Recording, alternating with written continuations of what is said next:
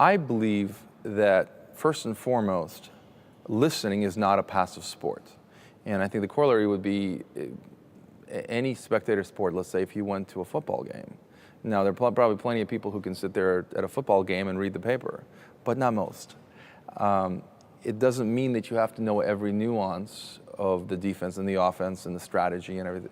But if you're going to be there, it's a spectator sport, it's an involvement. And the same thing is true if you're listening to Bach or Mozart or Stravinsky or Penderecki. I mean, the bottom line is that when you go into that seat, and I'm speaking now as a music lover who goes to concerts, it doesn't much matter to me whether I can go back to my Juilliard L&M class and remember exactly what happened with Gesualdo and his third wife. It doesn't matter. It only matters that I'm active and listening and taking it all in. Now, I hasten to say that it really helps to know a little bit of background music, but A, it's not essential, and B, you can, like Shakespeare, you can enjoy music on many different levels. I talk to people all the time and say, you know, play pretty. I used to hate that. You know, they say, well, go and play pretty. I said, well, no, I'm playing something that's important, profound. But then it occurred to me that maybe they just want to hear pretty. You know, and there's nothing wrong with that.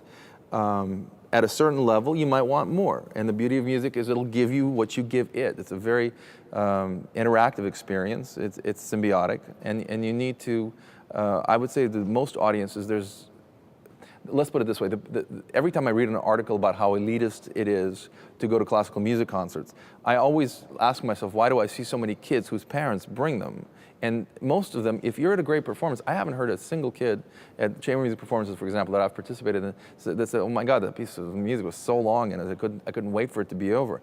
Because it's something that we do does in fact translate to the kids of a certain age. You know, I would probably say that if your 3-year-old wants to come, you might want to sit near the exits. But I mean, the bottom line is, if you're reasonable and if you believe that we'll take you to the table, the musicians and the music will take you the rest of the way.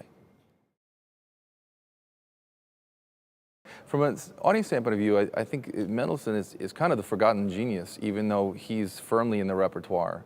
But people don't really identify him as the Mozart of his time, and yet the corollary is almost identical in that he died very young.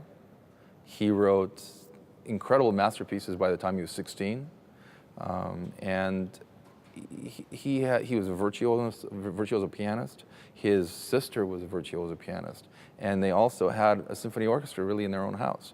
So it was an amazing family, and his music, from an artistic standpoint of view, is very complicated because it's prism-like. It's there's clarity in it. There's nowhere to hide, and it just seems to the ear, it seems to just flow. But when you're working on it, every bar has to be perfect. Everything about it has to be perfect. And what I always think about is we got to be careful when we interpret them because it straddles the line of Romanticism, whereas Mozart is firmly in the classical period. However, you can't, I guess the danger is that you get very overt with the Romanticism because it sounds so beautiful, and then it becomes saccharinic and there's no going back. Once you've done it, you can't go back.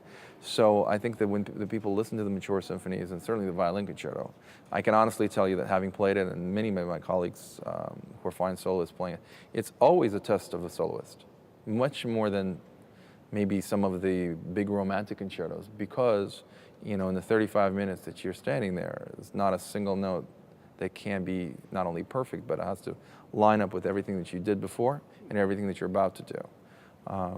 It's a wonderful masterpiece, but one last caveat, Mendelssohn discovered St. Matthew's Passion after St. Matthew's Passion was sitting in a in a peanut stand, you know, for 80 years. So I'm sure that's a connection that's conscious, and when people come out for that, I think that they'll really enjoy looking forward to the March performances.